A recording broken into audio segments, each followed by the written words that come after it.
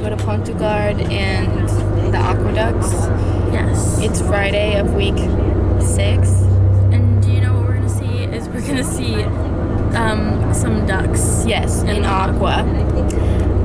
We haven't vlogged all week because honestly, nothing's been happening. We've been sick since we got back from Paris, and that's the update. We'll see you later. Bye. I have Orangina.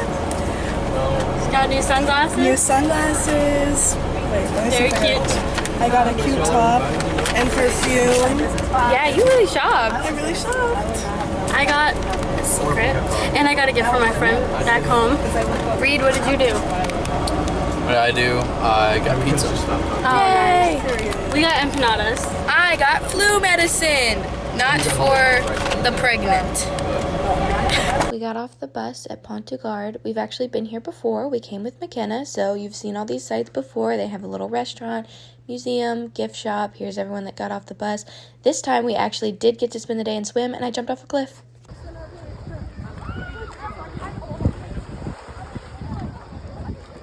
Okay, I've made it to the hotel. Stint 1 on my way to Romania. I had an hour and a half Uber. These are the digs. Pretty nice. And they have a shuttle that's going to take me to the airport tomorrow, which is super cool. She was like, what time do you need to get on the shuttle? 3:45 a.m. That's what time, because my flight is at 6. The bathroom. I'll talk to you later. Okay, it is currently 3:30 in the morning, and I'm headed downstairs to catch my shuttle, to catch my flight. I'm not entirely sure that I slept, but see ya. I went down to the lobby. They had croissants, pain de chocolat, and coffee. It was a ghost town. I made it to the airport via the shuttle. It only took like 5 minutes. Here's all the duty-free store stuff.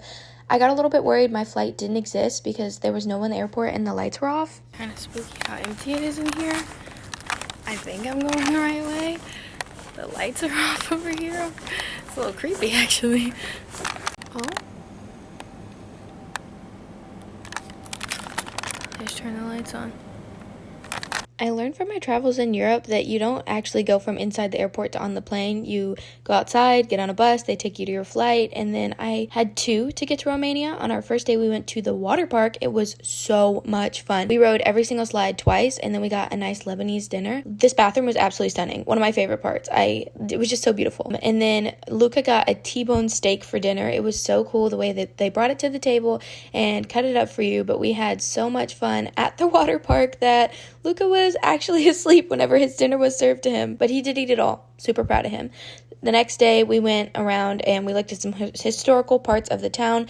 This is a little village where they have old Romanian houses dating back all the way to, I think, the 1600s, and it just shows what the homes looked like and how people lived at that time. It was absolutely beautiful. I would have loved to have bought one of those blankets, but they were so expensive, so I just got some postcards. Here's inside of some of the churches that we went into.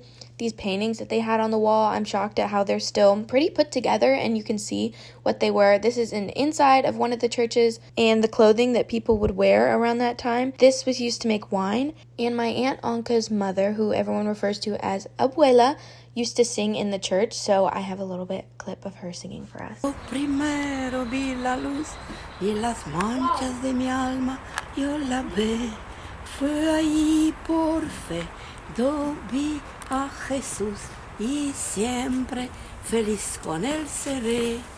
En la cruz, cântecul acesta. After we finished touring the village, we took a stroll through this beautiful little park that had a Japanese garden and plenty of statues to look at. We found ourselves on the metro, which is a great means of transportation when you are in Romania. I did actually get in trouble at this point in the trip. One of the guards told me I was not allowed to film in there, so I apologize for that. We found ourselves in another city where we went to a bookstore together, and we met up with some more members of Anka's family to get a nice Romanian dinner. They had dancers and flowers on the ceiling. This building was absolutely beautiful. We walked back through the city at night to go back to our Airbnb. Here's a fun little shot of the older elevator inside of the building. The kids absolutely loved it and showed me how to use this elevator.